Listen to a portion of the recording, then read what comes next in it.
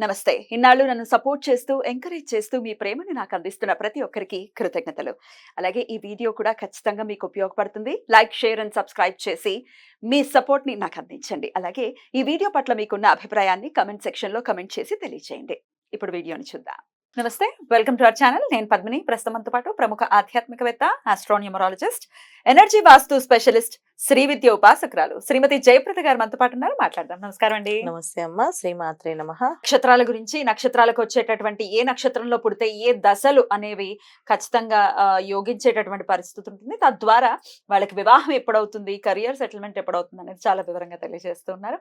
శ్రవణ నక్షత్రం, మరి ఈ శ్రవణ నక్షత్ర జాతకులకి ఎప్పుడండి మంచి perfect period for the settlement అంటే ఏం చెప్తారు? తప్పకుండా అన్న. శ్రవణ నక్షత్రం అనేది చాలా చాలా మంచి నక్షత్రం. ఎంత మంచి నక్షత్రం అంటే అసలు అది చాలా మంచి అదృష్టం ఏంటంటే ఆ నక్షత్రం వస్తుంది. కానీ కలియుగ ప్రభావం ఏంటంటే ఆ నక్షత్రం పొరపాటున వస్తే లైఫ్ కష్టాల్లో పాలవడమే. ఎందుకు అంటే అది రీజన్ తెలియదు కానీ ఖచ్చితంగా దాని గురించి ఒక అనాలిసిస్ చేస్తున్నా. ఎందుకు ఇలాగ జరుగుతుంది? శ్రవణ నక్షత్రం అనగానే యోగించారు. చంద్ర నక్షత్రము ఆకర్షణ ఉంటుంది, మాట్లాడే విధానం బాగుంటుంది, వీళ్ళకి రాని పని అంటూ ఉండదు. అన్నిట్లో వాళ్ళు మళ్ళీ టాలెంటెడ్. వీళ్ళు ఏ పైన చెప్పడం, వాళ్ళు వినడం, చేయడం ఈజీగా వస్తుంది. నాకు కూడా పర్సనల్ ఎక్స్పీరియన్స్ ఉందండి. కష్టాలు పడే వాళ్ళని చూసాను. ఎందువల్ల అంతలాగా? అదే నేను కూడా దాని గురించి పూర్తిగా ఇంకా ఒక అనాలిసిస్ చేసి ఖచ్చితంగా చెప్తా తప్పకుండా. ఎందుకు ఈ ప్రాబ్లమ్స్ వస్తాయి. కొన్ని నక్షత్రాలు ఏంటంటే పుస్తకాలు రాసినట్టుగా లైఫ్ ఉండట్లేదు. పుస్తకంలో శ్రవణ నక్షత్రం అంటే ఒక అదృష్టం, మకర నక్షత్రం అంటే ఒక అదృష్టం, ఒక యోగా ఉంటారు. కానీ వాళ్ళకి పడేది డిఫరెంట్ గా ఉంటాయి. ఆ నక్షత్రాలు చెప్పిన పేర్లకి, ఆ చెప్పిన దానికి సంబంధం లేకుండా బతుకుతున్నారు జనాలు. అందులో శ్రవణ నక్షత్రం మొదటిది.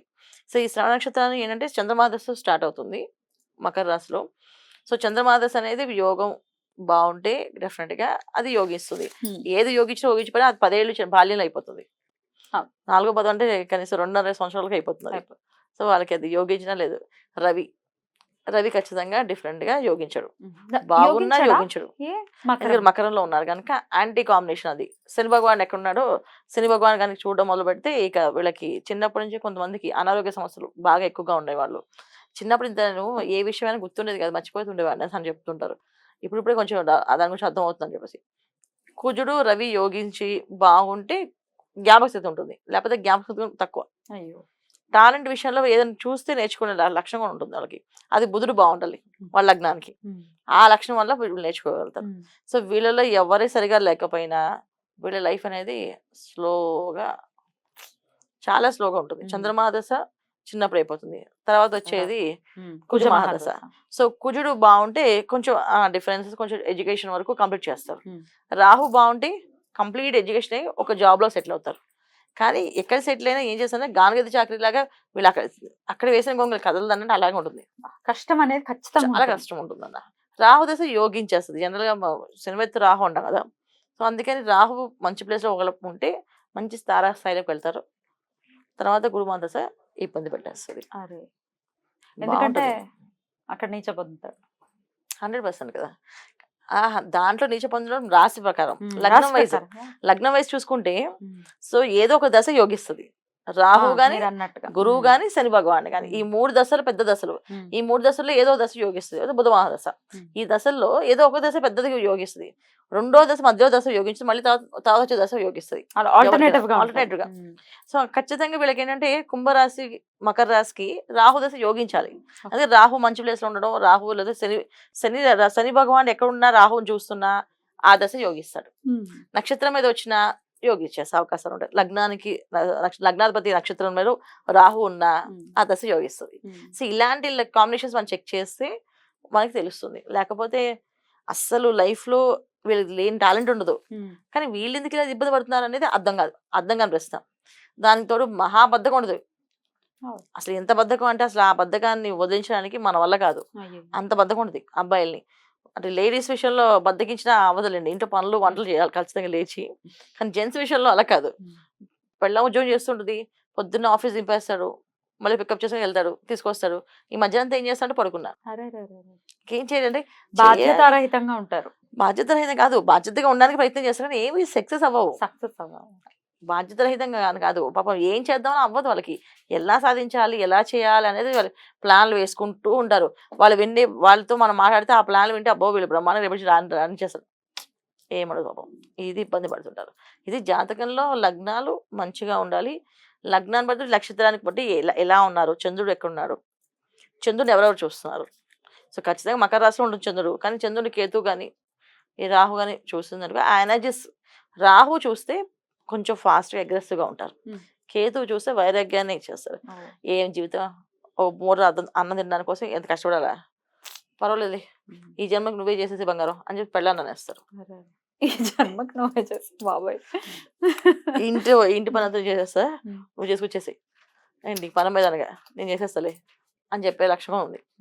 అంటే చంద్రుడితో కేతు ఉంటే కొన్ని కాంబినేషన్స్కి లగ్నాలకి డిఫరెంట్గా ఉంటారు. ఇంటి పని అంతా నేను చేస్తా, నువ్వు ఆ పని అమ్మాయిగా అవసరం లేదు, చీరలు మడతేసి సర్ది పెట్టేస్తారు. అంత టాలెంట్ ఉంటుంది. కానీ ఇలా చేస్తారు వాళ్ళు. వైఫ్లు అనుకుంటారు ఇంత టాలెంట్, మళ్ళీ టాలెంట్ మా హస్బెండ్, కానీ ఎందుకు ఇలా ఉన్నారు, ఎందుకు ఇలా జరుగుతుంది అని చెప్పి తిరుగుతూ ఉంటారు. సో వీళ్ళకి ఖచ్చితంగా ఈ ఎనర్జీస్ పనిచేయకపోతే date of birth combination check చేసి మంచి పేరు పెట్టాలన్న. Name compulsory. న్యూమరాలజీ పనిచేస్తుంది వీళ్ళకి. అవునా? వీళ్ళకి న్యూమరాలజీ పనిచేస్తుంది. వీళ్ళు న్యూమరాలజీలో ప్రకారంగా నేమ్ రాయడం కానీ చేయడం కానీ చేస్తే సక్సెస్ అవుతారు. చాలా మంది ఏంటంటే జాతకంలో యోగించకపోతే నెక్స్ట్ ఆల్టర్నేట్ ఏంటంటే న్యూమరాలజీకి వెళ్ళిపోవాలి. అంటే వీళ్ళకి ఖచ్చితంగా ఆ దశలు యోగించిన యోగించిపోయిన నెంబర్ ఆ కాంబినేషన్ పెట్టామంటే యోగిస్తుంది. అది చేయాలి. వివాహం అనేది ఎప్పుడు రాహు మహర్దశలోనే వివాహం. అంతే అంతే రాహు మహర్దశలోనే అవుతుంది. రాహులో గురువు వచ్చినప్పుడు, రాహు నడిచినప్పుడు కొంతమందికి వివాహం అయిపోతుంది. ఆరాధన విషయం చెప్పండి. ఇట్లా కష్టాలకు కేర్ ఆఫ్ అడ్రస్ గా ఉంటే ఎట్లా, ఎంతో కొంత దైవారాధన ఖచ్చితంగా చేసుకోవాలి. ఎవరి ఆరాధన? ఆరాధన కంటే కూడా వీళ్ళు ఎర్లీ మార్నింగ్ లేవడం వీళ్ళు చాలా ఇంపార్టెంట్ అన్న. ఎర్లీ అవర్స్ లో 5 to 6 వీళ్ళు లేవడం. వీళ్ళు ఏం మాట్లాడినా సరే ముందు ఏంటి సరస్వతి అమ్మవారిని అనుగ్రహం కావాలి వీళ్ళకి. ఎందుకంటే వీళ్ళు మాట్లాడే విధానం బాగుంటుంది, కానీ అది ఆకర్షణ రావాలంటే లక్ష్మీ సరస్వతి అమ్మవారిని, ముగ్గురు దేవతలు పూజించాలి. అంటే దుర్గమ్మవారిని. సో వీళ్ళు దుర్గాష్టకం చదవడం, దుర్గమ్మవారిని పూజించుకోవడం వల్ల కొంచెం పాజిటివ్ ఎనర్జీస్ వస్తాయి. ఎందుకంటే రాహు ఒక ఎనర్జీస్ పనిచేస్తాయి వీళ్ళ నక్షత్రం, వీళ్ళ రాశి మీద.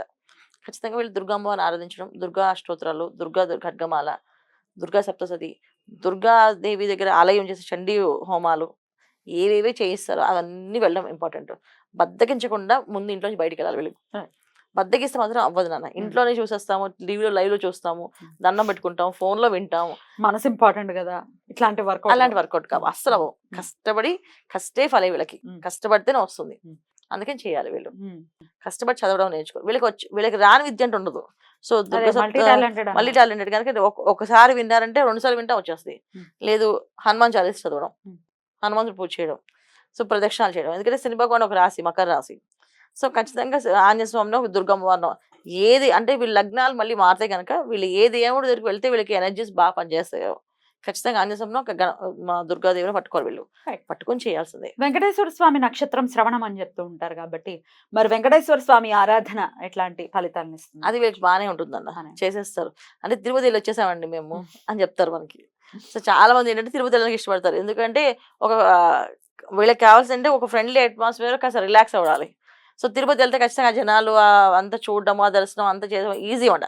తిరుపతి వెళ్ళడము, వెంకటేశ్వర దగ్గరికి వెళ్ళడం ఈజీ, కానీ దుర్గమ్మ దగ్గరికి వెళ్ళడం కష్టం వీళ్ళకి. సో విజయవాడ కనకదుర్గమ్మ వారి ఉడికెళ్ళమంటే తిరుపతి వెళ్ళడం ఈజీ అని చెప్తారు. సో దుర్గమ్మ వారు ఆరాధించాలి ఖచ్చితంగా. శ్రవణ నక్షత్రానికి వెంకటేశ్వర స్వామి నక్షత్రమే. ఆయన నక్షత్రం రోజు కావాలంటే వీళ్ళ జన్మ నక్షత్రం ఏ రోజు వస్తుందో ఆ రోజు వెంకటేశ్వర ఆరాధించడం మంచిది. ఇంట్లో ఉండి బయటికి వెళ్ళమంటే పిండి దీపారాధన చేయడం. శ్రవణ నక్షత్రం వచ్చి శనివారం. చాలా అద్భుతంగా వివరించారండి. ఇక నెక్స్ట్ ఎపిసోడ్ లో ధనిష్ట నక్షత్రం గురించి మాట్లాడుకుందాం. థ్యాంక్ యూ అండి. నమస్తే. శ్రీమాత్రే నమః.